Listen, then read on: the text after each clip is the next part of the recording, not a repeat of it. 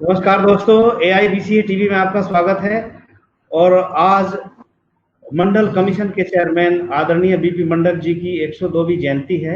उस जयंती के अवसर पर आज हमारे बीच में ऑनलाइन परिचर्चा का विषय है ओबीसी और मंडल कमीशन के दुश्मन कौन। और इस विषय पर चर्चा करने के लिए हमारे बीच में उपस्थित हैं सुप्रीम कोर्ट नई दिल्ली के सीनियर अधिवक्ता आदरणीय राजेंद्र साहू जी, और पिछड़ा वर्ग प्रकोष्ठ के जो है नगर अध्यक्ष आदरणीय पंकज बाथम जी कानपुर से, और अमित साहनी संस्थापक निषाद युवा वाहिनी के युवा सचिव हैं, वो हमारे बीच में उपस्थित हैं। और मैं सबसे पहले इस विषय पर चर्चा करने के लिए आमंत्रित करना चाहता हूं आदरणीय राजेंद्र साहू सर।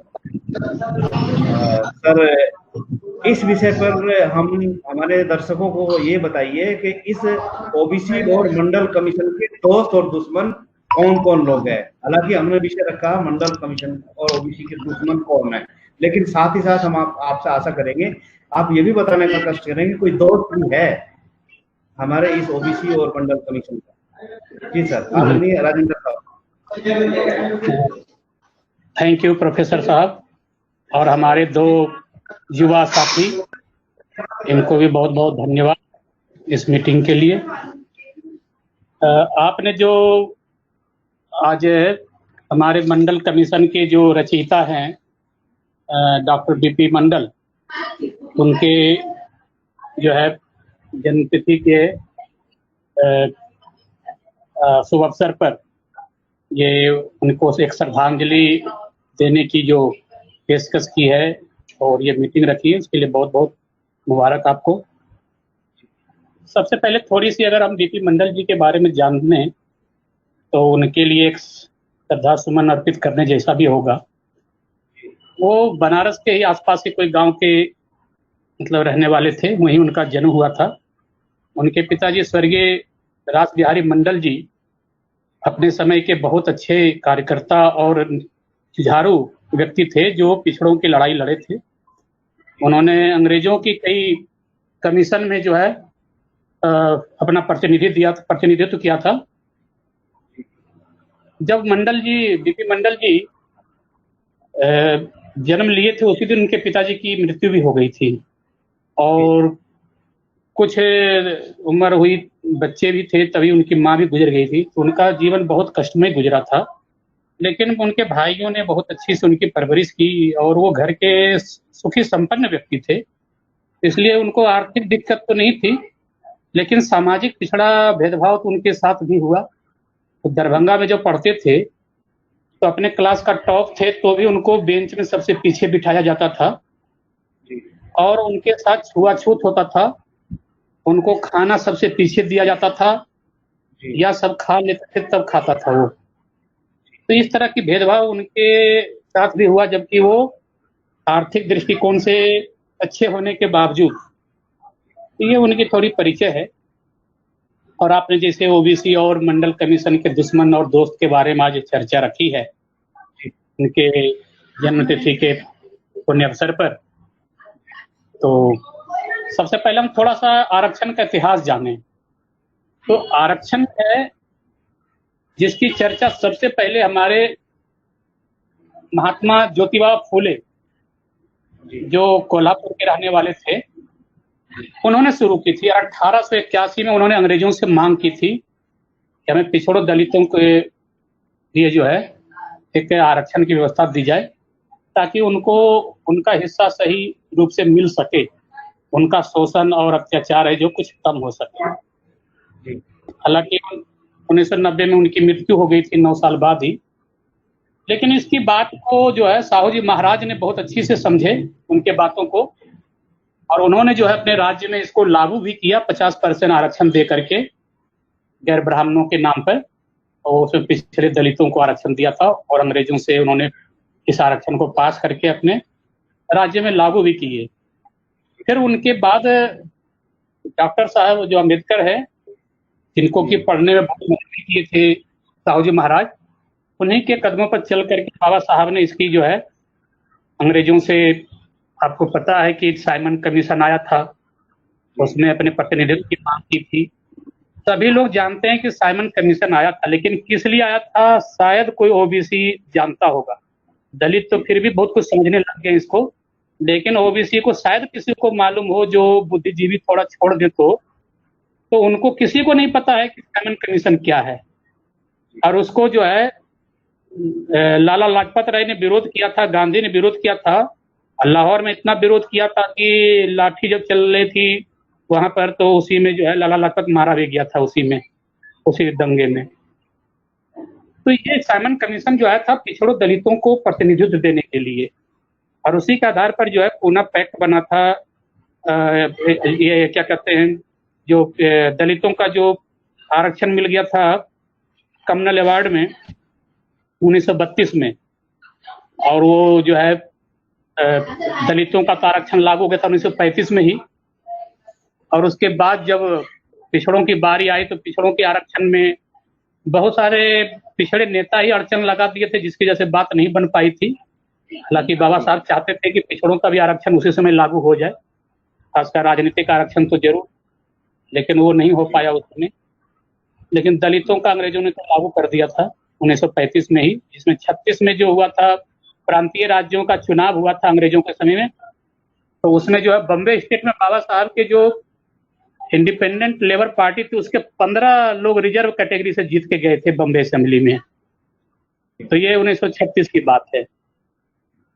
उसके बाद बाबा साहब ने इस बात को संवैधानिक प्रावधान में किया कि 340 में भाई ओबीसी, हालांकि वहां पर जो टर्म यूज किया गया है सोशली एजुकेशनली बैकवर्ड क्लास, लेकिन हम लोग जनरल रूप से उसको ओबीसी जानते हैं।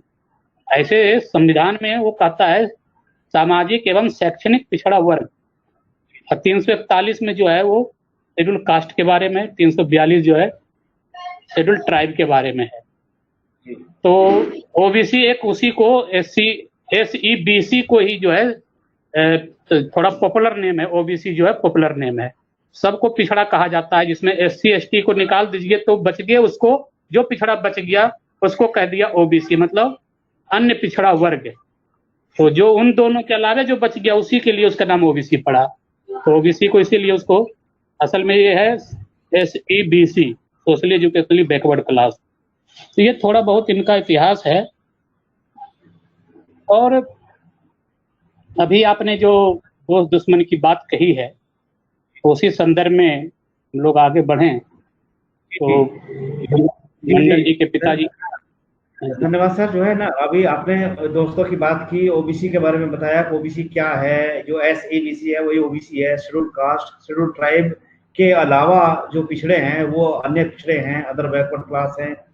तो इस तरह से आर्टिकल 340 में ओबीसी की बात की, जो SEBC के नाम से जाना गया है। आपकी आवाज जी आवाज बिलिंग SEBC के नाम से जो आपने बताया कि उसी को ओबीसी कहा। अब ठीक आई आवाज सर? जी हाँ, अब ठीक जी, सभी आवाज आ रही है। तो उसके बाद जो है ना, ये जो शेड्यूल कास्ट और शेड्यूल ट्राइब है ये अनटचेबल्स है, अछूत है, वर्ण व्यवस्था के बाहर है। जो वर्ण व्यवस्था के अंदर है वो SEBC OBC और इसके अलावा और भी लोग हैं जो उनके मानकों पर खरे उतरे हैं। तो इस तरह से आपने केवल दोस्तों की बात किया, साहू जी महाराज की बात किया, ज्योतिराव फुले की बात किया, ये इस पिछड़े वर्ग के एक तरह से दोस्त कहलाए, मित्र कहलाए, जिन्होंने इस ओबीसी की सुध लिया, इस पिछड़े वर्ग की सुध लिया था। और मंडल कमीशन के चेयरमैन आदरणीय बीपी मंडल जी के परिवार और उनके जन्म के बारे में आपने बताया। आज उनकी जयंती पर हम सभी हमारे दर्शक भी उनको एक सच्ची श्रद्धांजलि अर्पित करते हैं, उनके जन्म पर उनको सत नमन करते हैं। और मैं आगे ले चलना चाहता हूँ आदरणीय अमित साहनी जी से मैं जानना चाहता हूँ कि हमारे इस आज के इस ओबीसी और जो है इस मंडल कमीशन के कौन कौन लोग हैं। आदरणीय अमित साहनी सर, पहले तो आपको हृदय दिल से प्रणाम करता हूं, और जो हमारे साथ में बैठे हैं सभी मेहमान का प्रणाम करता हूं, और जो दर्शक AIBCA न्यूज टीवी के माध्यम से हम लोगों को देख रहे हैं उस सभी का हम आभार व्यक्त करता हूं। आज बिंदेश्वरी प्रसाद मंडल जी के जन्मदिन पे आपने जो कार्यक्रम रखा और हमको इनवाइट किया, इसके लिए हम आपका एहसान कभी नहीं भूलेंगे। सर, एक आउट एरिया से आते हैं सर, उत्तर प्रदेश में बहराइच पड़ता है, वहाँ मतलब बहुत आउट एरिया से आते हैं और हमें आपने ऐसा मौका दिया अपनी आवाज को उठाने के लिए, इसके लिए आपका बहुत बहुत धन्यवाद सर। देखिए हम ज्यादा कुछ तो नहीं कहेंगे और ज्यादा कुछ जानते भी नहीं हैं अभी अभी सर, उम्र भी बहुत कम है और सर अभी गुस्से आप सभी से सीखेंगे और जानेंगे। हम तो आप जानते हैं ओबीसी का दुश्मन तो इस सत्ता में बैठे हैं, जो ढोंगी लोग बैठे हैं जो सत्ता में बैठे हैं वही सबसे बड़ा दुश्मन है। जो हम लोग हमारे ओबीसी को आज तक ले अपना उसका हक नहीं दिया, उससे बड़ा वही हमारा सबसे बड़ा दुश्मन है सर। ओबीसी को धर्म के लिए, कहीं मंदिर के लिए, कहीं मस्जिद के लिए लड़ाया करते हैं और अपने जो पूरा अधिकार बैठे हैं। और ओबीसी को उन्होंने फंसा दिया कि तुम मंदिर बनवाओ, यहाँ मस्जिद तोड़वाओ, ये करो वो करो, इसमें ओबीसी के बच्चों को फंसा दिए। सबसे बड़ा दुश्मन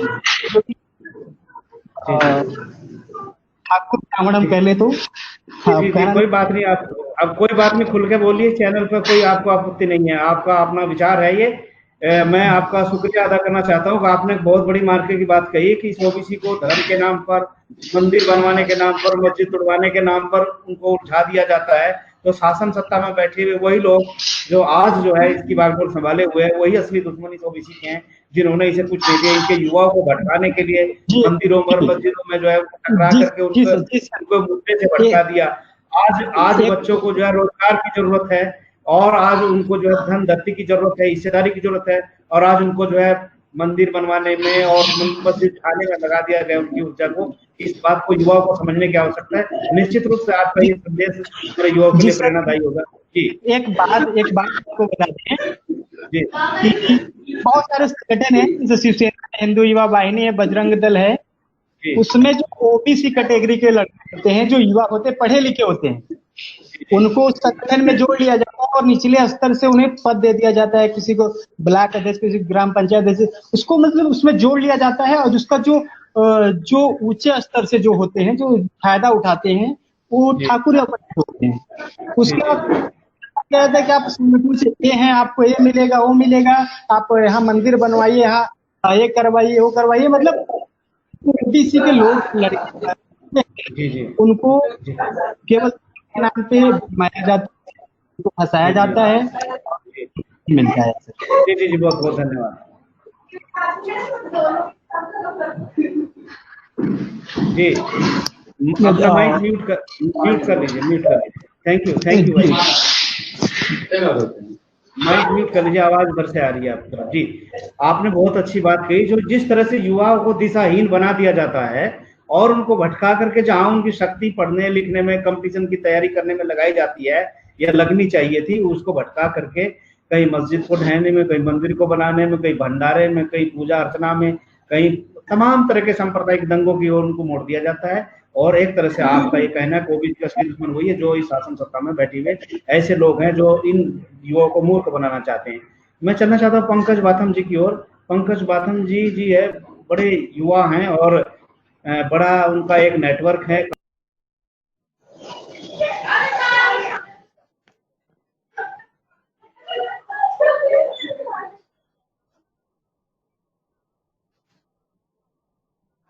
प्रोफेसर साहब आउट हो गए क्या?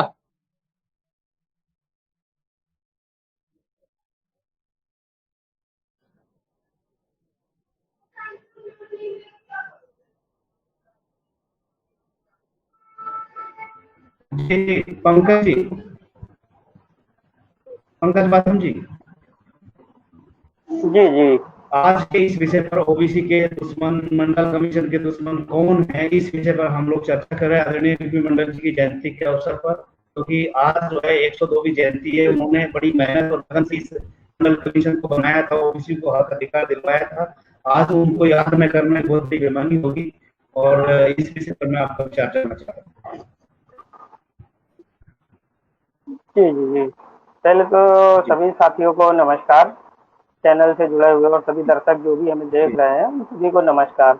और आज बिंदेश्वरी प्रसाद मंडल जी का आज जन्मदिन है, तो ये 25 अगस्त 1918 को जो है तो इनका जन्म हुआ था। तो आज उनको हम सबसे पहले तो उनको श्रद्धा सुमन अर्पित करते हैं और नमन करते हैं और श्रद्धांजलि अर्पित करते हैं उन्हें। तो सबसे पहले तो ये चीज हो गया आज के दिन, क्योंकि जो पिछले वर्ग के लिए इन्होंने जो मंडल जो आयोग गठन हुआ था 20 दिसंबर 1978 को इसका गठन हुआ था जी। मोरारजी देसाई उस समय प्रधानमंत्री थे, तो उसी समय इसका गठन हुआ था। फिर उसके बाद इंदिरा गांधी आई और फिर राजीव गांधी आए। फिर उसके बाद जब हमारे उसके बाद जाकर के उनका जो है 27% का आरक्षण डीपी सिंह जी जब आए तब जाकर के उनको मिला। तो उसमें होता क्या है कि आज के समय में हम लोग अपने जो नेतृत्व करता है, जो हमारे लिए जिन्होंने संघर्ष किया, जिन्होंने लड़ाई लड़ी, उनको ही हम लोग भूल जाते हैं।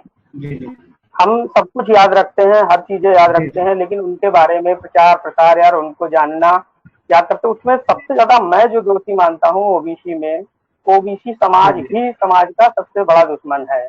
इसके अलावा मैं किसी को दोषी नहीं मानता हूँ, क्योंकि इनमें से जो आज के नए युवा आ रहे हैं उनको कुछ जानकारी नहीं है उसके बारे में कि कितना संघर्ष किया लोगों ने, कितने दिन कैसे रहे हैं। तो इस हिसाब से जो करते चले आ रहे हैं जो संघर्ष, तो वो लोगों को जागरूक ही नहीं है।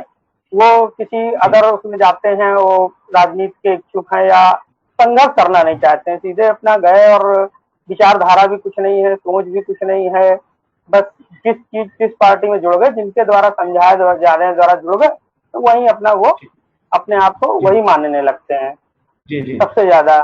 चलिए ठीक है, हर चीज अपनी जगह है, हर चीज मायने रखती है, लेकिन आप अपने अस्तित्व को, अपनी जाति को, अपनी चीज को भुला नहीं सकते हैं। आज के समय में सवर्ण जो है जब भी कोई अच्छा काम या वैसा काम करता है तो हर समय अपना सीना ठोक करके अपने जाति के विषय में बताता है और जाति के नाम को पीछे न लगा करके आगे लगाता है। तो वही चीज है ना कि अब हम लोगों को क्या होता है कि समाज में जो लोग पढ़ लिख गए, जो मजबूत हो गए, वो अपने समाज के लिए कुछ नहीं करना चाहते, ना उनके लिए बोलना चाहते हैं, ना कुछ करना चाहते हैं। उन्हें जो चीज पर्याप्त मिल गई वो अपना लिया और अपना आगे बढ़ गए।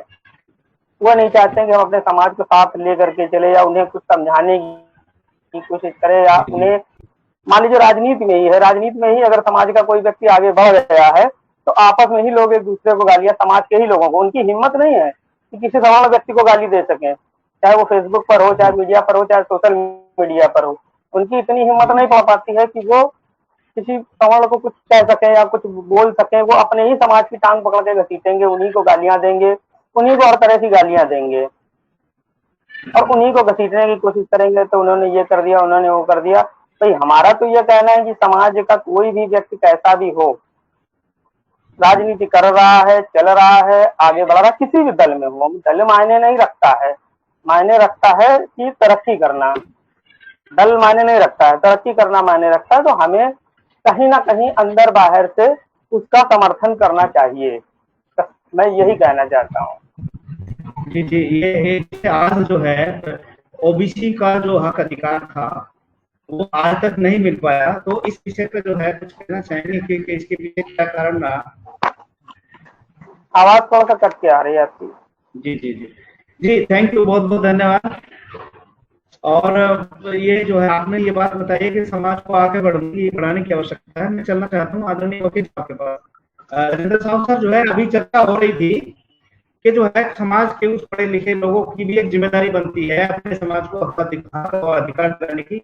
अभी हमारे साथियों ने चर्चा किया कि दुश्मन कौन है, और आपने दोस्तों की बात बताई थी, और हमारे अमित सानी जी ने भी बताया कि दोस्त हमारे कम है, दुश्मन ज्यादा है जिन्होंने हमें विभिन्न कामों में लगा दिया है इस युवा शक्ति को। तो अब मैं आपकी ओर चलना चाहता हूँ। आप अब उस जो असली दुश्मन है ओबीसी के मंडल कमीशन के, उनका विस्तार से जो है डिस्कशन यहाँ पर करेंगे। आदरणीय साहब। जी, थैंक यू प्रोफेसर साहब। हमारे तो युवा साथी अपनी बात रखे, बहुत अच्छी बात बताई। इन्हें अब बहुत कुछ है, इन्हें भी धीरे धीरे पता चल रहा है, युवा वर्ग को भी, कि हमारे दुश्मन है। अब किस तरह में बताया जा रहा है। और जो हेलो, आवाज कट गई, आवाज आ रही है? कटती है।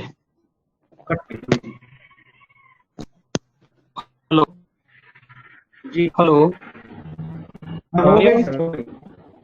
जी ठीक है। ठीक है सर, हाँ, तो ओके सर। तो हमें ये बात बिल्कुल समझना होगा। और जैसे मेरे पंकज जी ने एक बात अभी बताई कि हमारे जो समाज के और जो दूसरे साथी जी हैं, उन्होंने भी बताई बात कि हमारे समाज के हम ये लोग हैं और कोई दूसरा नहीं। हमारे ही लोग जो है समाज के खिलाफ काम कर रहे हैं। उनको छोटे से कोई लोभ दिया जाता है, प्रलोभन दिया जाता है, लाभ दिया जाता है, कोई पद दे दिया जाता है, पोजीशन देता है। ऑडियो कटने लगा सर, सर ऑडियो कटने लगा, कुछ नेटवर्क प्रॉब्लम बढ़ गई है, ऑडियो कटने लगा। पहले से जो है ऑडियो कटने लगा इधर, तो आवाज आपकी लहर आ गई आवाज में। तो आज बड़ी परेशानी हमको भी है। हेलो, क्या ठीक आ रही है आवाज? जी हाँ, आ रही है। तो आपकी आवाज भी बिलिंग कर रही है। हाँ, तो एक बार मैं कह रहा एक बार आउट हो जाइए सर, तो एक बार आउट होकर के देखिए, एक बार आके दोबारा।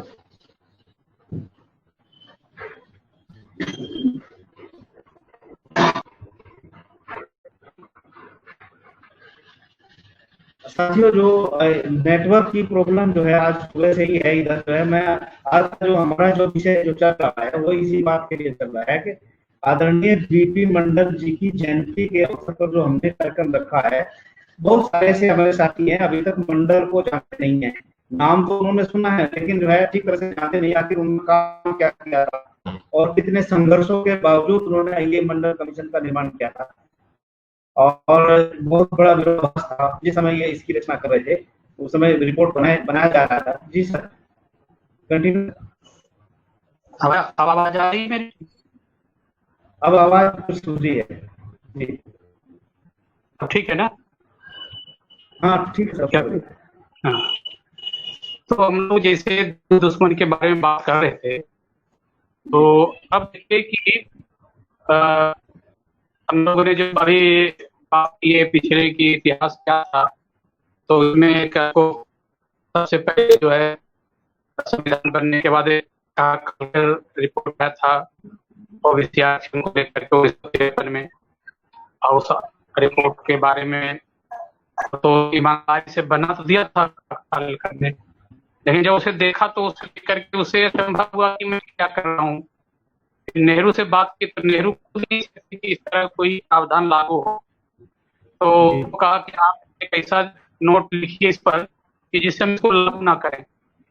उन्होंने उसको सिफारिश कर दिया कि इसे लागू नहीं किया जा सकता है। इस तरह को रिपोर्ट के टोकरी में चला गया। फिर उसके बाद काफी दिनों के बाद जो मंडल जी को, जिसे हमारे साथियों ने बताया कि सरकार ने बीपी मंडल जी को जो है इस काम के लिए नियुक्त किया, और बहुत मुस्तैदी से 2 साल के अंदर, जब उस समय उसके बाद पार्टी की सरकार चली गई, फिर भी उन्होंने इस दरमियान काम करते हुए नई सरकार इंदिरा गांधी आई और 80 में वो टाइम पर अपना रिपोर्ट भी पेश कर दी है। उसमें उन्होंने जातियों के बारे में आरक्षण की सिफारिश की थी कि भारत के जो केंद्रीय सरकार की शिक्षण संस्थान होंगे, शिक्षण संस्थान और जो इनकी नौकरियां होगी उनमें ओबीसी समाज 27% का आरक्षण दिया जाए। इसको देख के करवाने में जब रिपोर्ट बीपी सिंह की सरकार आई तो उस समय काशीराम जी को आप भूल नहीं सकते हैं। अगर काशीराम जी नहीं होते तो मंडल कमीशन लागू नहीं होता। हालांकि उनका एक अपना भी स्वार्थ था कि अगर मंडल कमीशन लागू हो जाए तो इससे क्या होगा कि आरक्षित वर्ग की आबादी 52% बढ़ जाएगा और 22% SC/ST तो 74% अगर आरक्षण आ जाएंगे तो एक बहुत बड़ी संख्या होगी, तो जिससे जो है इसको लड़ने में आराम रहेगा। 22.5% दलित लड़ नहीं पा रहे थे अपनी लड़ाई, तो एक उनकी मंशा थी और इनका आरक्षण को थोड़ा प्रोटेक्शन मिल जाएगा अगर मंडल लागू हो जाए। तो इसको प्रोटेक्ट करने के लिए उन्होंने कोशिश किया कि हम किसी लागू कर दें। उसमें बीपी सिंह से 2 बात रखी थी उन्होंने, अगर मंडल कमीशन लागू करेंगे तो हम आपको देंगे प्रधानमंत्री बनने में, और दूसरा SC/ST सर जो है सर एक बार सर पिन निकाल करके, ऑडियो की पिन निकाल करके दोबारा डाल करके देखिए तो सर कुछ परेशानी आप ज्यादा है, डिस्टर्बेंस ज्यादा है। हेलो, जी अब कैसे है? हेलो, हाँ, कुछ सुधी तो है सर। हेलो, अभी हुआ कुछ नहीं? हाँ ना हुआ। सुधर नहीं। हेलो, हेलो हाँ हेलो हाँ, अब आ रही है आवाज? हेलो हेलो हेलो, हेलो कुछ सुनना नहीं पा हेलो। रहा है। हाँ हाँ हाँ सर सर, चलिए चलिए चलिए सर।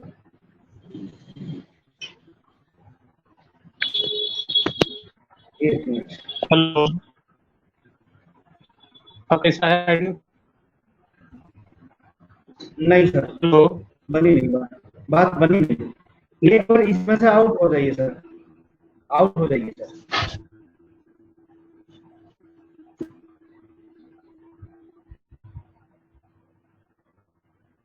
क्योंकि ये नेटवर्क इतना है, क्योंकि हमेशा एक जैसा तो रहता नहीं है। अमित जी कुछ कहना चाहेंगे तब तक?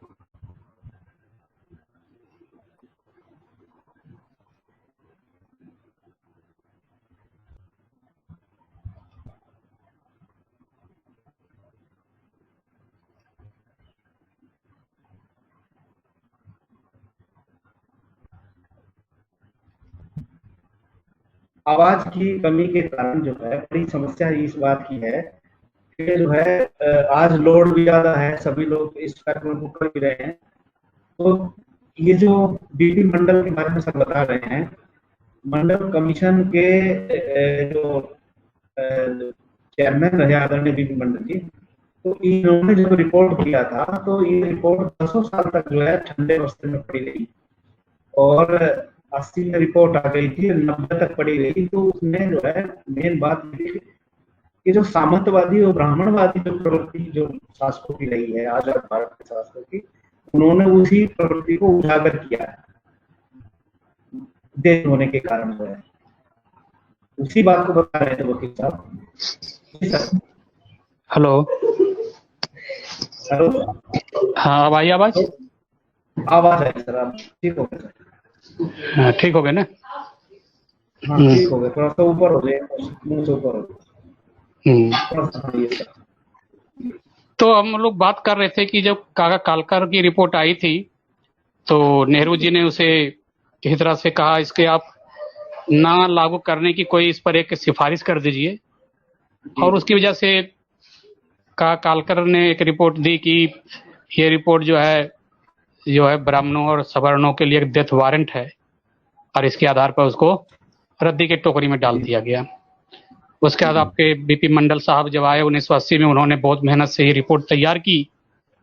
उसके बाद इंदिरा गांधी भी इनसे यही बात कही थी कि ये रिपोर्ट आप सौंपने से पहले हमें एक ऐसा ही नोट दीजिए जैसे काका कालेलकर ने नेहरू जी को दिया था, और इसके बदले उन्होंने गवर्नर का पोस्ट भी इनको ऑफर किया था, लेकिन इन्होंने मना कर दिया। मुझे ऐसी कोई पोस्ट की चिंता नहीं है, और ना मुझे कोई पद और पावर चाहिए, बस मुझे चाहिए कि भाई ये कमीशन लागू कर दीजिए ताकि हमारे लोग 52% लोगों को भला हो सके। और उन्होंने उस पद को ठुकरा भी दिया था, गवर्नर का पोस्ट को ठुकरा दिया था उन्होंने। इंदिरा गांधी ने हालांकि इसको लागू तो की। अब इसी रिपोर्ट को दबाने के लिए उसके साथ बहुत बड़ी समस्या थी, कैसे दबाया जाए। तो आप जानते हैं कि 84 में जो सिख दंगा जो हुआ, ये इसी रिपोर्ट को दबाने के लिए वो दंगा किया गया था। सिखों को इतनी बड़ी कीमत अदा करनी पड़ी, क्योंकि उस समय इंदिरा गांधी के पास क्योंकि उसके पास जो बूटा सिंह जैसे लोग जो थे, यानी जैल सिंह जैसे लोग मंत्री थे, वो खुद ओबीसी में आते थे, ये लोग एससी में आते थे। तो अब इनको रिपोर्ट को कैसे दबाया जाए, तो उनका सहारा लेकर के इन्होंने सिखों पर जो है वो अमृतसर में ऑपरेशन ब्लू स्टार किया, और जिसके बाद बहुत सारे सिखों का नरसंहार हुआ, और इसी ने जो है कत्लेआम में ये रिपोर्ट दब के रह गई। उसके बाद जो है राजीव गांधी की सरकार आती है, उसको कहा जाता है तो उसने जो है संसद में भाषण भी दिया इस रिपोर्ट के खिलाफ बहुत सारे। तो उसमें भी जो एक दुश्मन का ही काम किए उन्होंने ओबीसी के खिलाफ है और मंडल रिपोर्ट के खिलाफ।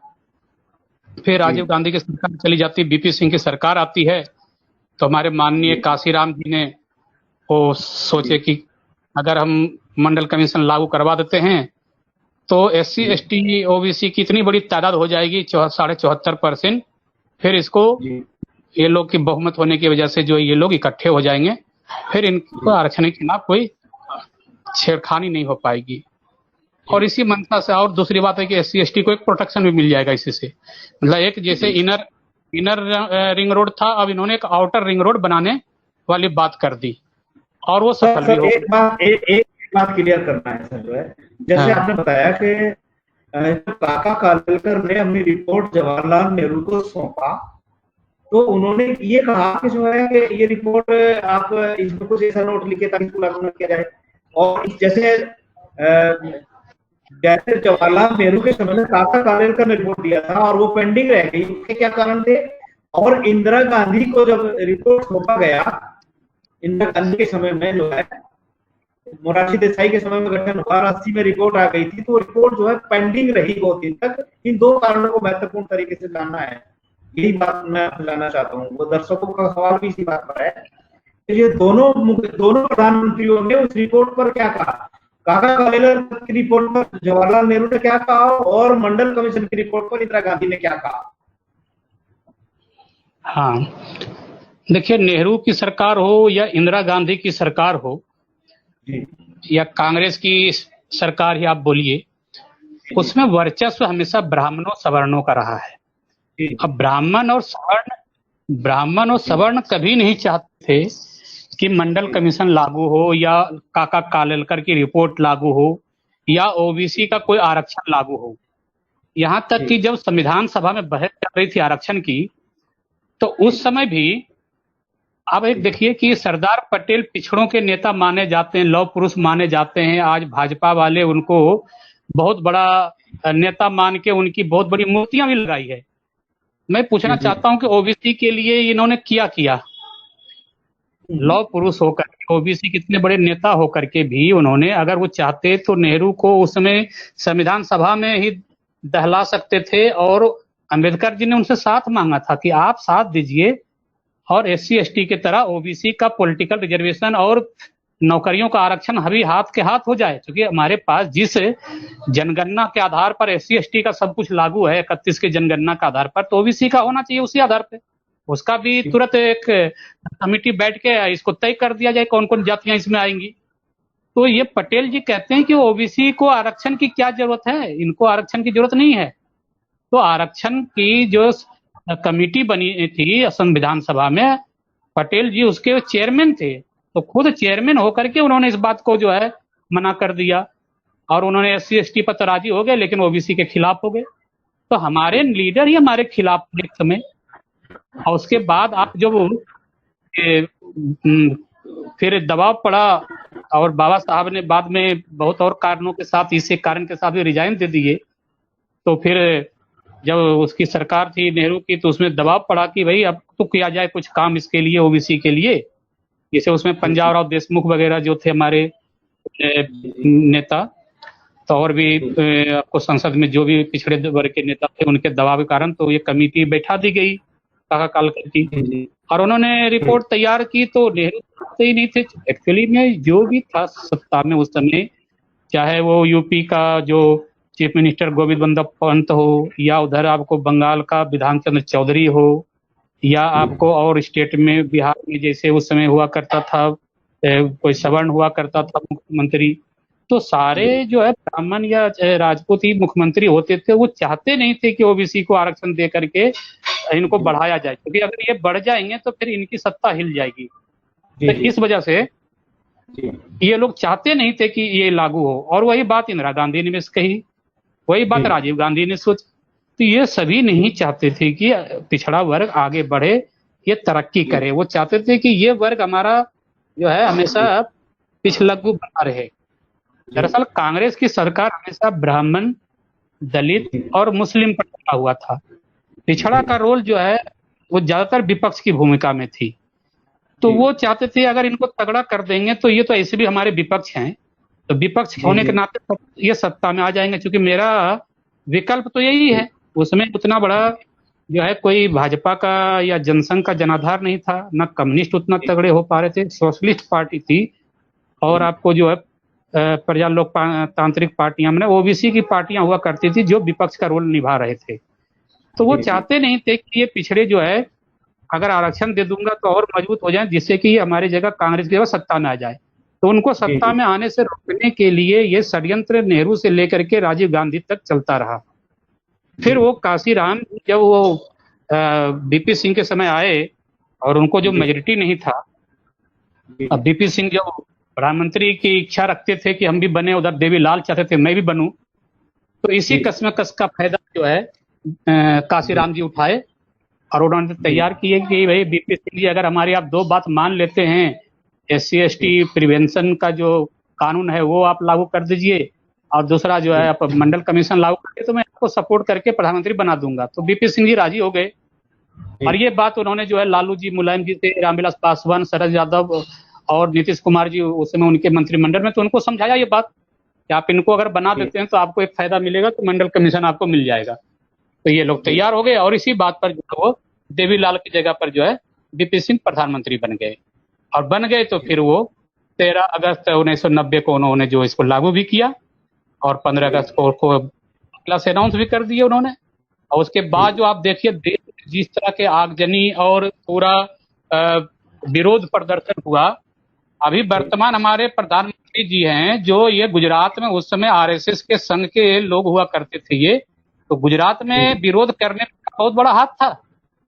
खुद हमारे प्रधानमंत्री मंडल कमीशन के विरोधी थे ये, तो ओबीसी विरोधी तो हमारे प्रधानमंत्री भी रह चुके हैं। बेशक आज वो कहते हैं कि मैं भी ओबीसी हूँ, चूंकि मुख्यमंत्री बनने के बाद उन्होंने अपनी जाति को उन्होंने डाल दिया में, लेकिन उसके पहले तो वो में हुआ करते थे उनके पास।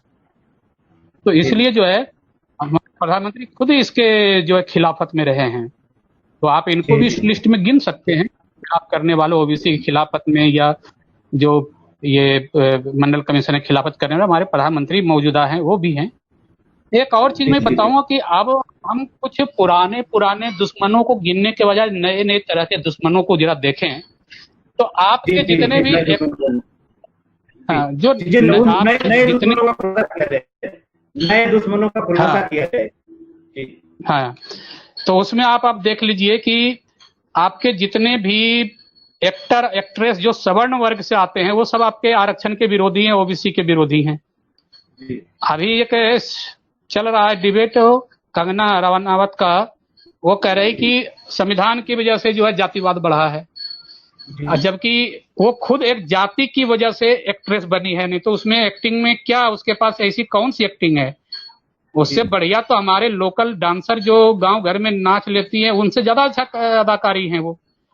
तो ये तो अगर सवर्ण या राजपूत नहीं होती तो आज मुझे लगता है शायद ये स्वीपर का काम कर रही होती या गटर साफ कर रही होती।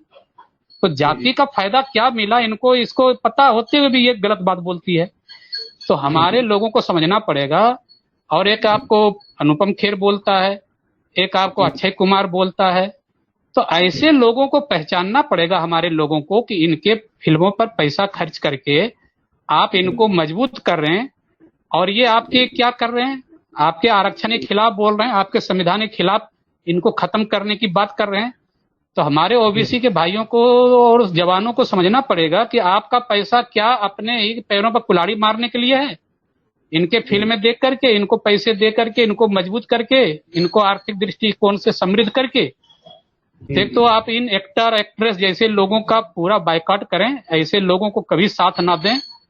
दूसरी है कि आप अपने मंदिर मस्जिद जितने भी ये जाते हैं वहाँ पंडित पुजारी बैठे होते हैं, उनको चढ़ावा देते हैं, उनको दान दक्षिणा आप देते हैं, और वो क्या करता है, सारे पंडित पुजारी आपके आरक्षण के विरोधी हैं। तो अपने बेटे को तो भेजेंगे पढ़ने के लिए कॉन्वेंट स्कूल में बाहर विदेशों में, और यहाँ आपके खिलाफ बात करेगा। तो आपके पैसे से वो पढ़ता है, लिखता है, खाता है, पीता है, पलता है। आप अपने पैसे को उसको दे करके मजबूत कर रहे हैं, और वो आपके खिलाफ आवाज उठाता है, आपके भलाई के लिए, आपके जो भी तरक्की की बात होती है, शिक्षा की बात होती है, नौकरी की बात होती है, तो वो आपको गाली देता है, आपको मारता है। तो क्या आपको ऐसे लोगों को पैसे दे के मजबूत करना है? तीसरी बात मैं कहूंगा कि आपका जो मीडिया है, आप रोज चैनल पर देख रहे हैं 300-400 रुपया लगा करके उसके नेट लेकर के, इंटरनेट वो केबल कनेक्शन लेकर के आप उसका टीवी देख रहे हैं और उसका टीआरपी बढ़ा रहे हैं। तो क्या आपको इनका पैसा दे करके, अपना पैसा दे करके इनको मजबूत करेंगे ताकि रात दिन ये आपके खिलाफ काम करें, आपके लिए कब्र खोदते रहें? ये हर रोज टीवी पर दिखाता है कि प्रधानमंत्री ने 5-5 किलो गेहूं दिया, एक गैस सिलेंडर दिया है, आपके लोगों पर इतना क्या तरस खाया, उस पर मेहरबानी की। कभी ये मीडिया वाले या आरएसएस वाले या भाजपा वाले कभी इस बात का जिक्र किया है कि ओबीसी के इतने लोगों को प्रधानमंत्री ने प्रोफेसर बना दिया, इतने लोगों को इंजीनियर बना दिया, इतने लोगों को डॉक्टर बना दिया, इतने ओबीसी को टीचर की नौकरी दी? ये कभी किया उसने? नहीं, तो नहीं, आपकी क्या, वही कह रहा हूँ कि वो लोग, आप उनसे, हमारे लोग जो आरएसएस में बैठे हैं वो लोग भी कहते हैं कि हमारे प्रधानमंत्री जी उज्ज्वला योजना में इतना गैस बांट दी। वो गैस क्यों बांट रहे हैं? उनको नौकरी दे दो, वो खुद गैस खरीद लेंगे, वो डबल खरीद लेंगे, मैं इससे डबल रेट में खरीद लेंगे। आप फ्री में क्यों दे रहे हो उनको? आप उनको जो है 5 किलो गेहूं क्यों दे रहे हो? उनकी जो है मनरेगा की दिहाड़ी डबल कर दो, वो इससे डबल रेट में खरीद लेंगे। आप 5 किलो गेहूं फ्री में क्यों दे रहे हो? तो मतलब वो चाहते हैं कि आप भिखारी बने रहो और हम दिखाएंगे कि आपको मदद कर रहे हैं। लेकिन जब इनके सशक्तिकरण की बात आती है कि इनको आप नौकरी दे दो, इनकी तनख्वाह डबल कर दो, तो वहां पर ये आपको फिर मार के भगाएंगे और आपके कहेंगे आरक्षण खत्म करेंगे, आपका संविधान खत्म करेंगे। आज 318 पोस्ट है प्रोफेसर का, ओबीसी का। केंद्रीय विद्यालय जो केंद्रीय यूनिवर्सिटी है, जो आपका सेंट्रल यूनिवर्सिटी 40 है, 318 पोस्ट जो होता है ओबीसी का, उसमें अभी 9 ओबीसी का प्रोफेसर है, मात्र 9, और बाकी पोस्ट खाली है या तो उस पर सवर्ण जो है काबिज है। कभी इसने बताया आपके आरएसएस वालों ने, भाजपा वालों ने, या हमारे जितने भी संघ में लोग काम कर रहे हैं ओबीसी इनके पीछे घूम रहे हैं, वो भी कभी कहे ना कि उज्ज्वला की तरह प्रधानमंत्री जी ने 318 ओबीसी को प्रोफेसर बना दिए, इनके इंजीनियर को नौकरी दे दी, इनके डॉक्टरों को नौकरी दे दी? कभी इन्होंने बताया है ऐसा? तो ये सब चीजें को आपको, नए नए दुश्मन को आपको ढूंढना पड़ेगा, उनको बताना पड़ेगा कि ये सारी चीजें हैं। फिर हमारे ही कई नेता जो हैं, जो आपको बीएसपी एसपी के रूप में शासन किए हैं, और ये जब भी आए शासन में तो एक दूसरे के खिलाफ काम किए हैं। एसपी ने बीएसपी के प्रमोशन की जो है तो रोक दिया बिल को, तो कभी बीएसपी ने एसपी के रिजर्वेशन बिल को रोक दिया, और ये दोनों आपस में ही लड़ते रहे। और 10 साल इनका कैसे निकल गया लड़ने में पता ही नहीं चला, और पता चला इसी बीच में सारे जो है ओबीसी विरोधी और आरक्षण विरोधी लोग तगड़े हो गए, इन्हीं की टिकट पर, और इनको लड़ाते रहे और ये लोग लड़ते रहे। तो हमारे इन लोगों को समझना पड़ेगा कि आज जो प्रधानमंत्री आपके आए हैं कह करके कि मैं पिछड़े ओबीसी को 2 भाग में बांटूंगा, एक अत्यंत पिछड़ा बनाऊंगा, एक पिछड़ा बनाऊंगा। 5 साल 4 साल हो गए, एक रोहिणी कमीशन बैठा हुआ है आपका। अब मैं आज ओबीसी को कहता हूँ कान खोलकर सुन लो भाई, आपका ये लागू नहीं होने जा रहा है, ना इसका वर्गीकरण होने जा रहा है, क्योंकि जितने भी ओबीसी के दबंग थे, जिसको आप लोग कह रहे थे कि इनको अलग कर दिया जाए, वो मोदी जी के साथ हो गए, 5 सारे बैठ गए हैं, उनके दबाव में मोदी जी काम कर रहे हैं। अब ये जो है कमिटी अब खटाई में चला गया है, वो पेंडिंग में, वो कभी नहीं होने वाला है, इसलिए कि जनगणना नहीं है तो कैसे करेंगे, और अगर करेंगे तो फिर दबंग जो है उनके खिलाफत करेंगे, फिर वो कोर्ट में जाएगा। तो इस वजह से मोदी जी दबाव में है, और एमबीसी वाले को पता है कि ये लोग कुछ करेंगे भी नहीं, अगर इसका नहीं भी लागू होगा तो ये कुछ कर भी नहीं पाएंगे। तो मोदी जी को पता है कि एमबीसी जो है वो बोर्ड भी देगा। सर ये से आजकल जो है नया फार्मूला और चला है, जो क्रीमी लेयर को एग्रीकल्चर इनकम में, एग्रीकल्चर की जो सैलरी है इनकम है और वेतन से प्राप्त जो आय है उसको जोड़ करके क्रीमी लेयर निर्धारित करने की बीपी शर्मा कमेटी भी आई है। क्या वो भी उसी श्रेणी में शामिल हो जाएगा, उसी श्रेणी में? जी सर। हाँ, अगर आप कहें तो काका कालकर अपने समय का बीपी शर्मा था, और अगर मैं कहूं कि बीपी शर्मा इस समय का काका कालेलकर है, तो जी, इसमें जी, जी, कोई दो राय नहीं है। वो वही जी, काम जी, अब बीपी शर्मा कर रहा है जो काका कालकर उस समय कर गया था। काका जी, कालकर जी, वही काम कर गया उस समय जो इस समय बीपी शर्मा कर रहा है। अब जी, जी, ऑलरेडी एक कमेटी थी कि भाई जी, एक तो इनके जो सैलरी इनकम है, एग्रीकल्चर इनकम है, इसमें नहीं जोड़ा जाएगा। इसका जी, लॉजिक जी, ये है कि 27% सीट आप भर नहीं रहे हो कभी। जो भी जी, लोग आ रहे हैं वो इन्हीं वर्गों से आ रहे हैं जो थोड़ा सक्षम हैं, पढ़े लिखे लोग वही हैं जिनके थोड़ा सा आर्थिक दृष्टिकोण से समृद्ध हैं। अगर उनको आप नहीं दोगे, जो हमारे लेबर क्लास के लोग हैं जो अभी तक स्कूल का मुंह नहीं देखा, तो वो आरक्षण कैसे ले पाएगा? इसका मतलब आपका आरक्षण पूरा जीरो हो जाएगा। मतलब कह देगा जी इसमें कोई आ ही नहीं रहा है। जो पढ़े लिखे समृद्ध परिवार के लोग हैं, उनको निकाल दिया जाएगा सैलरी के नाम पर, एग्रीकल्चर इनकम के नाम पर, तो वो फार्म नहीं भरेंगे। और जो ऑलरेडी इसमें आएंगे तो उनके पास इतनी सक्षमता नहीं है कि वो कोई कंपटीशन का फार्म भर सके या उनके पास उतनी डिग्री हो। तो सीधा सीधी है कि ओबीसी का आरक्षण को एकदम नल एंड वॉइड घोषित कर देना है कि जिनमें कोई कैंडिडेट नहीं मिल रहे हैं इसको खत्म कर दिया जाए। तो ये साजिश चल रही है। पहले नंबर आप 27% पूरा तो करो। अगर 27% हमारा भर रहा है तब माना जाएगा कि अब जो गरीब जो है तबके अभी भी 5-10% मुश्किल से भरा है। अभी भी 15% से 20% खाली है जगह ओबीसी का। अब प्रोफेसर 318 में 9 है, 309 प्रोफेसर इसमें कहाँ से आ गया कि वो क्रीमी लेयर वाला इसमें आ रहे हैं तो भी नहीं भर रहे हो। आखिर creamy layer Amit sir, creamy हमारे बीच में दो युवा भी हैं, हम इनकी भी बात करते हैं। आपने बहुत अच्छी बात की युवाओं को भटकाने के लिए, उन्होंने सब कुछ दिया, गैस दिया, अनाज दिया, कभी उन्होंने लगाने के लिए बात नहीं की। इस संबंध में हम दो हमारे युवा, उनकी भी राय हम जान लें। अमित जी, थोड़ा सा बताइएगा जो है सभी जो कह रहे हैं कि जो है क्या इस तरह का, क्या युवाओं को संज्ञान लेना नहीं चाहिए? अपना माइक अनम्यूट करके बोलिए अमित जी। अमित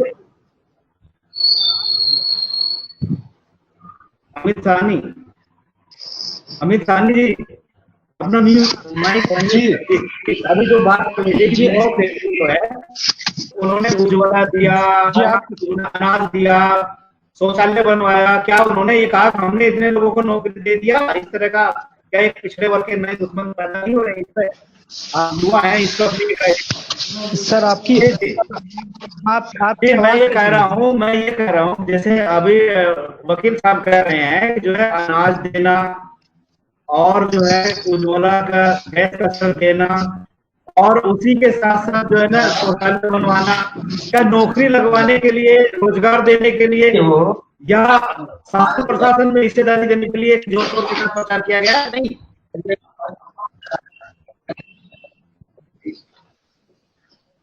जी सर, आपका आवाज हमें समझ में नहीं आ रहा है सर, क्या आप कह रहे हैं? इनका सवाल ये है कि मोदी जी प्रचार कर रहे हैं कि उज्ज्वला में मैंने इनको जो है ओबीसी एससी एसटी के गरीब लोगों को इतने इतने सिलेंडर दे दिए हैं, इनको इतना फ्री राशन दे रहा हूं। कभी उन्होंने ये प्रचार किया कि ओबीसी के गरीब लोगों को इतनी नौकरी दे दी, इतने प्रोफेसर बना दिए, इंजीनियर बना दिए, डॉक्टर बना दिए, उन सबको नौकरी भी दे दी? इसका प्रचार वो क्यों नहीं करते हैं? वो सिर्फ गेहूं का प्रचार, ये सवाल है। जी, तो आपको बता दे सर कि जो लोग कहते हैं कि इतना सिलेंडर दे दिए और चाहे 5 किलो जो भी राशन वो दे दिए, वो निकल के एक बार जहाँ वो एसी ओबीसी एसटी के लोग रहते हैं, वो हकीकत तो जाने कि कितना लोग को दे दिए। नौकरी तो छोड़िए, नौकरी कौन दे दिया है, लेकिन जो जिसको लेके ढो रहे हैं सबके हम सिलेंडर दे दिए, आवास दे दिए या गल्ला राशन दे दिए, उसका भी हकीकत तो जाने वो सब कि कितना दिए हैं। 100 में के 10% लोगों को गल्ला मिलता है सर। आप पिछड़े इलाकों में जहाँ पिछड़े समाज के लोग रहते हैं, एसी एसटी के लोग रहते हैं, वहां जाके देखिए हाल क्या है इस समय। लोग भूखमरी के कगार पे हैं। जी जी, वही सवाल पंकज जी से भी है। पंकज जी, ये जो है प्रचार अपना, ये इतना चीजें इन्होंने चावल दिया, ये दिया, वो दिया, ये देते हैं तो जो गरीब तबका है, जहाँ पर कुछ जगहों पर लोगों की पहुंच ही नहीं है, ये अपनी तरफ से कोई सर्वे करा के नहीं बताते, ये केवल मंचों पर वहां बताते कि हाँ हमने इतना दिया उतना दिया, ये किया वो किया। कभी भी एक बस्ती के गरीब की जाकर के कोई स्पेशल सर्वे नहीं करवाते कि हाँ भाई आपको मिला या नहीं मिला। अगर ये सर्वे कराने ये प्रचार करते हैं कितना दे दिया इतना दे दिया, क्या ये कभी प्रचार किया हमने इतना रोजगार दे दिया, इतने प्रोफेसर बना दिए, इतने इंजीनियर बना दिए? नहीं, ये वो चीज नहीं बताएंगे ना। तो अगर ये चीज वो बताएंगे तो इससे उनकी खुद की पोल खुलेगी ना, क्योंकि वो बाकी समाज को धोखा दे रहे हैं। बाकी का जो हमारा हो गया है 50% का, तो उन्होंने एकदम अघोषित आरक्षण दे रखा है। अपनी सरकार का मतलब होता है कि तुरंत आंदोलन हुआ और 10% सवर्णों को आरक्षण मिल गया, इसको कहते हैं अपनी सरकार। उनकी अपनी सरकार आ गई तो उन्होंने अपने लोगों को 10% को आरक्षण दे दिया, तो अपने 10% लोगों को, बाकी लोगों को जो भी कर दिया उन्होंने खुद कर दिया। बाकी लोगों को कितनी संघर्षों से गुजरना पड़ा, कितना मतलब संघर्ष करना पड़ा, तब जाकर के उतना आरक्षण मिला, कितने वर्षों तक करना पड़ा। और यहाँ अगर उनकी अपनी, तो हम कैसे मान लें कि वो हमारी सरकार है, हम कैसे मान लें कि नहीं ये हमारी सरकार है। मेन ये तो वो तो ये चीज बताएंगे ही नहीं ना, क्योंकि वो अपने ही लोगों को दे रहे हैं। जो लोग उनसे जुड़े हुए हैं, जो उनके नेताओं से जुड़े हुए हैं, उन लोगों को मिल रही सुविधाएं, उन लोगों को सुविधा नहीं मिल रही। वकील साहब, इस बात को कंक्लूजन लेते हुए पूरी डिबेट का, उस पर आपको समापन करना होगा इस चीज का। अब देखिए, एक्चुअली होता क्या, ऐसी योजना का वो दुष्प्रचार करेंगे। होता क्या है कि ये तो घोटाला में चला जाता है, वहां से दिखा देता है आंकड़े में कि इतना गैस तो चला गया, इतना तो राशन चला गया, बीच में आ गया, तो इसका कोई रिकॉर्ड मिलता नहीं है कि लिया कि नहीं। नौकरियों का अगर ये करेंगे जिक्र, तो वो सीधे पकड़ में आ जाएगा कि वाकई लेटर कहाँ गया, कौन से व्यक्ति वहां पर नौकरी कर रहा है। क्योंकि वो जो है तात्क्षणिक नहीं होता है, उसकी जो एक बार रिक्वायरमेंट पूरी जिंदगी को वेतन मिलेगा, तो इसका दुष्प्रचार करता है। लेकिन राशन गैस का क्या होता है कि मामला महीने में खत्म हो जाता है, इसी महीने में घोटाला में हो गया, पता ही नहीं चलता कि दिया या नहीं दिया, इसलिए उसका प्रचार करना आसान होता है। एक नई तरह की बात होता है कि आपके जितने भी संत, साधु संत आपके हैं, खासकर ओबीसी समाज के, जैसे आपके जो साक्षी महाराज हैं, या आपका साध्वी निरंजना है, या उमा भारती रही है, या रितंभरा है, आती हैं, सब दलित पिछड़े समाज से आती हैं। लेकिन ये लोग समाज के इधर उगलते समाज के बारे में नहीं सोचती हैं, और वो अपनी नेतागिरी के चक्कर में भूल जाती हैं। अगर उनको नेता बनना था तो अपने लोगों के लिए बोलती करती, तो इतने लोग उनके थे कि उनको तो ऐसे जिता देता निर्दलीय। लेकिन हमारे नेता जो इस तरह के आ रहे हैं साधु संत बन करके भी, तो हमारे जो साधु संत बने हुए पिछड़े दलित के लोग, उनको भी समझना पड़ेगा कि आप उनकी भीड़ बढ़ा करके और अपने लोगों को कमजोर ना करें। आप वहां साधु संत हैं, फिर तो अपने समाज की बात तो उठाइए। कहने को तो बहुत है कि भाई ये साधु संतों की कोई जात नहीं होती है, लेकिन उनमें अगर मंडलेश्वर, महामंडलेश्वर और शंकराचार्य बनने की बात आती है, तो फिर इनको धक्के मार के भगा दिया जाता है, और मंदिरों के, बड़े बड़े मंदिरों में इनको बैठने नहीं दिया जाता है, वहां पर रुकने नहीं दिया जाता है।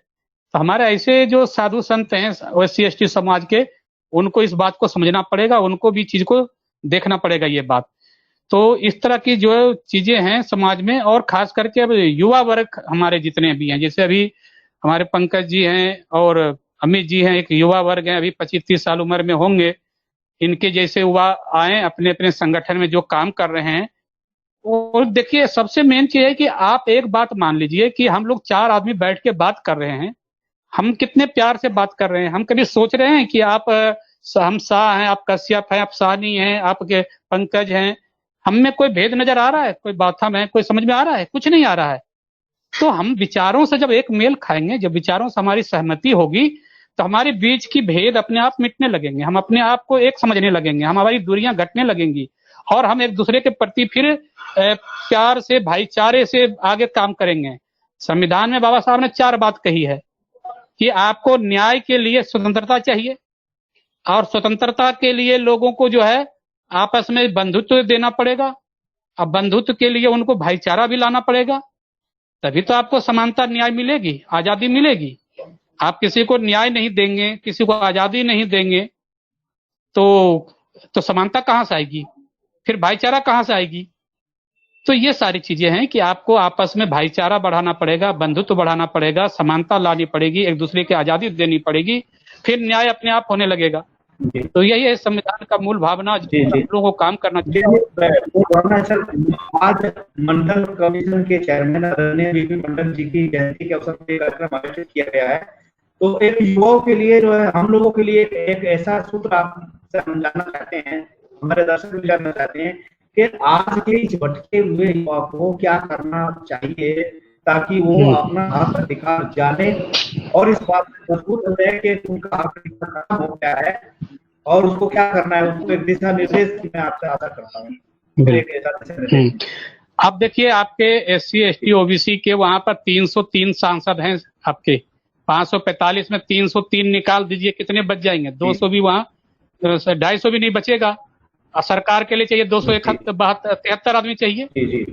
तो आपके लोग वहां हैं, लेकिन फिर भी वो कुछ नहीं कर पा रहे हैं। उनमें इतना साहस नहीं है कि इकट्ठा हो जाएं और सब एक बार रिजाइन कर दें तो हम संसद को भंग कर दें एक दिन में। तो अगर चाहें तो ये मिल करके एक सरकार अपनी बना करके और अपना काम कर सकते हैं। तो हमें क्या ऐसे नेताओं के पीछे भागना चाहिए? हमारे एक आदमी को टिकट मिल गया, उसके पीछे 10 युवक हम घूमे उसके पीछे, कहते हैं हमारे जात को टिकट मिल गया है, लेकिन वो अपने जात के लिए भी क्या कुछ कर पा रहा है? आज इतने जो है बलात्कार हत्या हो रहे हैं, अपने जाति के लिए कोई नेता के खड़ा हो पा रहा है? बल्कि वो बलात्कारियों और हत्यारों के ही फेवर में वो बयान देते हैं, उनके ही पैरवी कर रहे हैं हमारे लोग। तो ऐसे नेताओं को हमें उसके पीछे में क्या जरूरत है? आप लोग जो है इस जाति के नेता के पीछे मत जाइए। आप OBC वर्ग, SC ST वर्ग की बात करिए। हमारे समाज से जो आपको अच्छा लगे कि आप जितने भी संगठन हैं, 100, 200, 400, 500 उस एरिया में सभी संगठनों में एक समन्वय कीजिए। समन्वय करके एक विचार तय कीजिए कि आपके हिसाब से 5 आदमी कौन है, हमारे तरफ से 5 आदमी कौन है। इन सबों को इकट्ठा करके और उनका स्क्रीनिंग टेस्ट कीजिए कि हमारे वर्ग का प्रतिनिधित्व करेंगे, और उनको हम इंडिपेंडेंट भी खड़ा कर देंगे तो जीत जाएगा, क्योंकि हम उनके साथ होंगे। तो एक सामाजिक प्लेटफॉर्म हमारा तैयार हो। अम्बेडकर ने यही कहा था कि राजनीतिक सत्ता के लिए सामाजिक सत्ता जरूरी है। हमारी सारी समस्याओं का समाधान तो राजनीतिक सत्ता ही है, वो एक चाबी है जिससे सारी समस्या का समाधान हो सकता है। लेकिन राजनीतिक सत्ता लाने के लिए आपको सामाजिक सत्ता जरूरी है, और सामाजिक सत्ता के लिए हमारे सारे सामाजिक संगठनों का इकट्ठा होना जरूरी है। तो आप सारे संगठन मिलिए, आपके पास 100 आदमी है, इनके पास भी 100 आदमी है, तो आप जैसे युवा के पास जो आदमी है, जितने भी आपके पास, आप सब हर सदस्य जो है पार्टी से, संगठन से 2-3 निकल करके एक ग्रैंड अलायंस बनाइए, एक ग्रैंड ऑर्गेनाइजेशन बनाइए, और उस महासंगठन में आप सभी मिलकर प्रतिनिधि और उससे आप कौन सा, ये नहीं कि हम हो सकते हैं, आप कंट्रोलर बनिए, आप जो है सामाजिक सत्ता का मालिक बनिए। आप जिस दिन सामाजिक सत्ता का मालिक बन जाएंगे तो आपका प्रतिनिधि आपके चरणों में होगा। वो कोई बड़ी चीज नहीं है, MLA MP बड़ी चीज नहीं होता है। RSS के सामने मोदी जी और अमित शाह कुछ नहीं है, वहां खड़ा रहता है, मोहन भागवत बैठा रहता है बीच में, और चेंबर के आगे, चेयर के आगे पीछे तो घूमते रहते हैं। तो आप ऐसा क्यों नहीं बनते हैं? आपका सामाजिक ताकत ऐसा हो, आपका MLA MP आपके सामने हाथ जोड़कर खड़ा रहना चाहिए। ये है सामाजिक सत्ता। अब बहुजनों को, SC ST OBC को अपनी सामाजिक सत्ता इस कदर बनानी पड़ेगी कि हमारा MLA MP एक मैसेजर दौड़ा आकर के हमें सलाम ठोके, अब पूछे हाँ जी बताइए क्या कहा आपने। तो ये चीज करने की जरूरत है हमें। तो इस तरह से युवाओं को आइए, आप टिकट के फेरे मत भागिए। टिकट आपका बहुत बड़ी चीज नहीं है, आपका सामाजिक सत्ता बहुत बड़ी चीज है। आप चाहें तो एक सामाजिक सत्ता, एक अदना साहब आसाराम बाबा हो जाता है, राम रहीम हो जाता है, उसके पास जाकर नेता जो है सर झुकाते हैं। क्यों? उनके पास 1000, 2000, 5000 लोगों की भीड़ होती है, उनके पास वोट होता है। तो जिस दिन आप इस तरह का सामाजिक सत्ता तैयार कर लेंगे, आपके पास 10-20 हजार वोटों की ताकत जिस दिन हो जाएगी, और ऐसे 100-200 संगठन आप जाएंगे, उस दिन आपके पास जो है प्रधानमंत्री आकर के, चीफ मिनिस्टर आकर सर झुकाएंगे आपके सामने, अदना साहब बाबा के सामने। यही तो करते हैं वो लोग जाकर। तो आप सामाजिक बाबा बनिए ना, हमें धार्मिक बाबा बनने का, हम सामाजिक बाबा बन सकते हैं। जी, थैंक यू सर, बहुत बहुत धन्यवाद सर। अब मैं समय समाप्ति की ओर है, लगभग बातें पूरी आई गई। कंक्लूजन में मैं जो है यूट्यूब की शुरुआत हमने आपसे किया था, अब हम कोलकाता से कहेंगे कि इस पूरी डिबेट का कंक्लूजन देते हुए और अपना एक विचार ऐसा दे ताकि युवा इसका साथ दें और अपना मन मस्तिष्क खुला रख करके अपनी आजादी के लिए, अपने समाज के संघर्ष के लिए और अपने समाज की दबे कुचले समाज के हक अधिकारों को दिलाने के लिए, ताकि एक मैसेज लोगों के बीच में जाए। आदरणीय पंकज जी, एक शब्द, मैं एक शब्द बोलूं और जी जी बोलिए।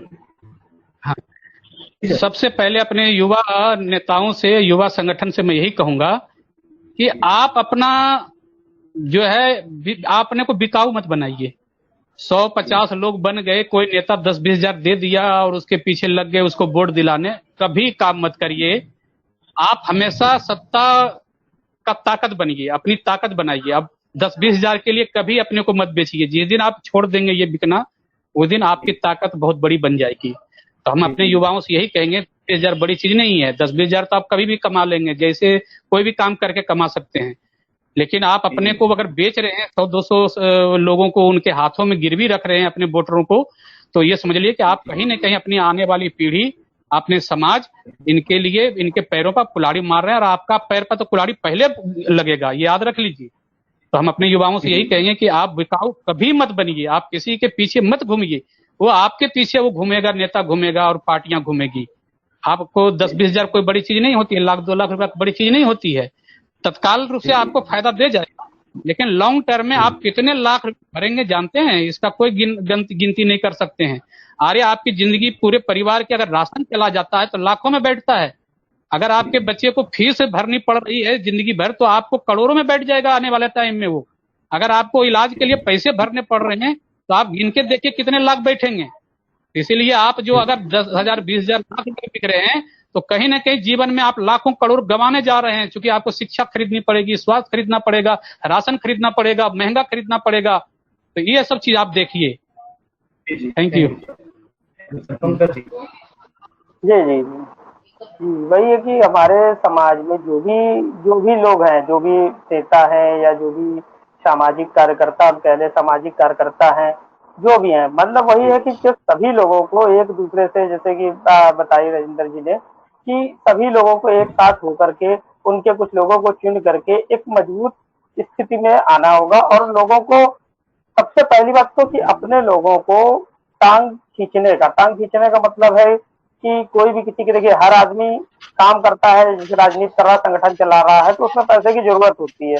हर आदमी पैसे से ही चलता है, हर जगह हर काम होता है।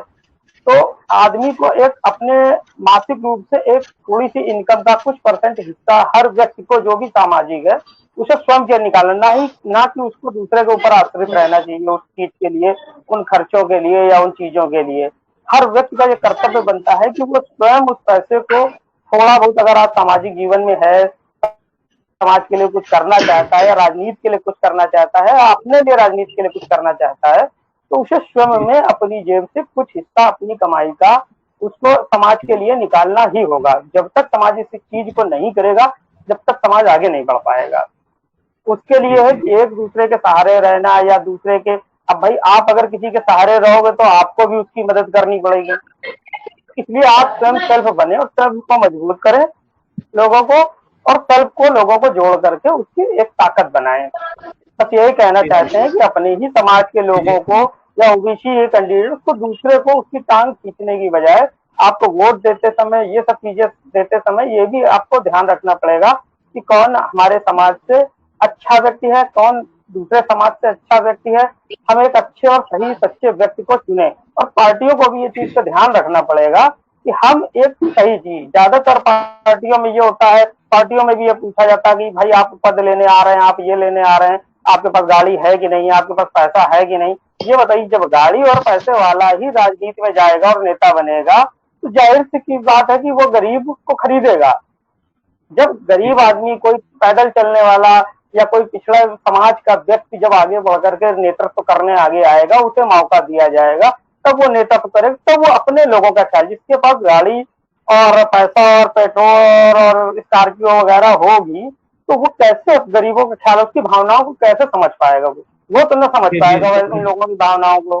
तो इसलिए है कि गाड़ी में जनता को भी ये चीज सोचना चाहिए कि हम जो है इस टाइप से आगे ना बढ़े। मतलब अभी अमित जी, आप सभी 2 शब्द चाहेंगे इस पर? अमित जी। जी सर, विशेष कुछ कहना नहीं चाहेंगे सर। और जो सर लोग बोले बिल्कुल सही बोले, लेकिन जो निषाद समाज के जो व्यक्ति, जो नेता दूसरे दल में काम कर रहे हैं, जैसे सपा में राजपाल कश्यप जी थे और चौधरी लौटन राम निषाद जी प्रदेश अध्यक्ष थे पिछड़ा वर्ग प्रकोष्ठ के। उनको खुद ही देख के, जब अपने समाज के किसी व्यक्ति को देख के जला जाएगा, उसे उसके पद से हटवाया जाएगा, तो फिर कैसे अपना समाज एकत्रित कैसे होगा सर? ऐसे ऐसे नेताओं से हमारा हाथ जोड़ के निवेदन है कि आप जहां भी हैं ठीक से रहिए और अपने समाज के चाहे जिस दल में नेता हो उसका साथ दीजिए, सपोर्ट करिए कि वो अपने समाज के लिए कुछ कर सके। लेकिन इस पर दोनों आदमी, दोनों हमारे साथी हैं, उनकी एक टिप्पणी पर एक चाहता हूँ। दोनों साथियों ने जो बात कही है, जी सर अनम्यूट कर लीजिए, अनम्यूट कर लीजिए सर।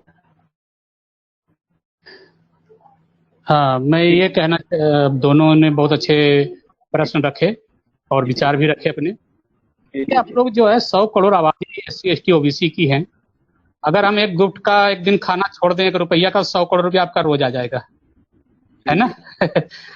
आपके पास पैसे की कमी नहीं, आप 10 रुपया गुट का रोज खा जाते हैं। एक गुट का कम खा लीजिए, एक गुल्लक रख दीजिए आप अपने हर मोहल्ले में कि आज का गुटखा का पैसा इसमें जाएगा भाई, तो 100 करोड़ रुपया आपका आप गुटखा नहीं खाएंगे, 100 करोड़ जमा हो जाएगा। आप सोच सकते हैं कितनी बड़ा रकम आपके पास है। मैं तो कहता हूं कि 10% लोग भी ऐसा सोच ले तो 10 करोड़ रुपया तो आ ही गया हमारा, है ना? तो पैसा हमें जमा करने कोई बड़ी कठिनाई नहीं, अगर हमारी ये सही हो जाएगा ना तो पैसा भी जमा होने लग जाएगा। दूसरी बात है कि हमारे जैसे अभी लोटन चौधरी निखात जी के बारे में बताया हमारे साथी ने, बिल्कुल सही है कि हमारे लोग जब किसी में जाते हैं तो हमारे लोग ही उसके खींचते हैं। उसमें क्या है, हमारे लोगों में सामाजिक जागृति की कमी है, सामाजिक शिक्षा की कमी है, इसी वजह से हम ये करते हैं। मतलब आप एक जाति दूसरी जाति का करे तो वो भी मानते हैं, लेकिन एक जाति अपने जाति के लोगों को करता है ना। इसका सबसे बड़ा क्या है कि हमारा सामाजिक स्तर गिरा हुआ है, सामाजिक सोच गिरी हुई है, समझ हमारी नासमझी है सभी। यही चीज हमें खत्म करने की, यही समझ बढ़ाने की है। हमारे सामाजिक जागरूकता यही है कि भाई आप अपने घर में भी लड़ते हो, अपने परिवार में भी लड़ते हो, जाति में भी लड़ते हो, आप अपने बगल के लोगों से भी लड़ते हो, ओबीसी के अंदर लड़ते हो, तो आपकी एकता कहां से बनेगी? तो आप इस तरह की समझ से निकलिए, इस तरह की झगड़ों से निकलिए, आपको ये सोच बढ़ानी पड़ेगी। यही आपका जो काम है। आप सामाजिक कार्यकर्ता हैं, आप किसी संगठन के मुखिया हैं, आपके पास 100 लोग हैं, तो 100 लोगों को टीच करना ये आपकी जिम्मेवारी है, क्योंकि आप जो है इस लेवल पर आ चुके हैं। अगर 100 आदमी के साथ आप आपके पीछे घूम रहा है तो इसका मतलब है कि आप में इतनी एबिलिटी है कि हर 100 आदमी आपकी बात मानने को तैयार है। तो यही चीज है आप में। आप नेता इसीलिए तो बने हैं कि आप अपने लोगों को ये चीज बताइए, और आप नहीं जानते हैं तो अपने और ऊपर के लोगों से सीखिए और बड़े बड़े नेताओं से सीखिए जो इस समाज, जो सामाजिक संगठन में काम करते हैं, जिनको इस तरह के अलुल जुलुल चीजों से काम नहीं है, उनसे आप थोड़ा सा नॉलेज लीजिए। इससे आप कश्यप साहब आपको बुलाए हैं मीटिंग में, ऐसे मीटिंग में आइए, ऐसे मीटिंग में 4 लोगों के साथ बैठिए और यहाँ से सीखिए और वही चीज अपने संगठन में जाके बात करिए, उससे सब उसको बताइए। आप ये वीडियो को उसको दिखाइए, आप आए हैं, आपसे 100 लोग हैं, 100 लोगों के मोबाइल पर आपका वीडियो होना चाहिए, वो देखेगा, फिर आपकी प्रतिष्ठा बढ़ेगी। आपको 100 लोग जो है आपको रिकॉग्नाइज करने लगेंगे, वो 100 आदमी फिर अपने 10-10 लोगों को भेजेगा, तो आपके 100 से 1000 फॉलोवर बढ़ेंगे। तो ये सारी चीजें आपको करने की है। फिर आप उन्हीं लोगों से कहिए कि आप एक दिन में मैं 1 गुटखा दे दो हमारे को, बस ज्यादा नहीं, एक पाउच मुझे दे दो, इसके पैसे मुझे दे दो, बस हमें और कुछ नहीं चाहिए आपसे। उसका आदत छूट जाएगा। एक तो उसकी बुराई छूटेगी कि भैया तुम गंदगी खा रहे हो, वो गंदगी हमें दे दो, वो तुम मत खाया करो, और उससे हमारा समाज का कल्याण होगा। उसी गंदगी के पैसे से हम समाज कल्याण कर लेंगे, है कि नहीं? तो हमें बहुत ऐसी ऐसी छोटी छोटी चीजों को जो है निकालनी पड़ेगी और लोगों को दिमाग में डालनी पड़ेगी। तो और कोई बड़ी बात, हमारे लोग तो छोटी छोटी बातों से लिए लड़ पड़ते हैं और छोटी छोटी बातों से वो सुधरते हैं, वो बड़ी बातों से सुधरते भी नहीं है। सुधरने के लिए उनको छोटी बात भी चाहिए, अब बिगड़ने के लिए भी छोटी सी बात चाहिए, है ना? तो इस बातें ये कार्यक्रम यही होता है। साथियों, मैं जितने भी हमारे इस कार्यक्रम को देख रहे हैं, मैं निवेदन करना चाहता हूँ कि इस वीडियो को ज्यादातर शेयर करें, लाइक करें, उसको कमेंट दीजिए और हम सुझाव भी दें ताकि सुधार किया जा सके। और साथ ही साथ जो है हमारे जो साथी इस कार्यक्रम को सुन रहे हैं उसे लाइक करते हुए आगे बढ़ाएं और निवेदन करेंगे आप इसका हमेशा आते रहिए, विचार रखते रहिए। आपका अपना चैनल दबे कुचले बस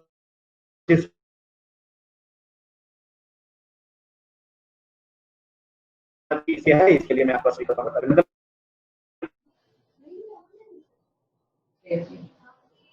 करता हूँ और साथ ही साथ निवेदन करना चाहता हूँ कि आप इस वीडियो को आगे बढ़ाइए। थैंक यू, बहुत बहुत धन्यवाद।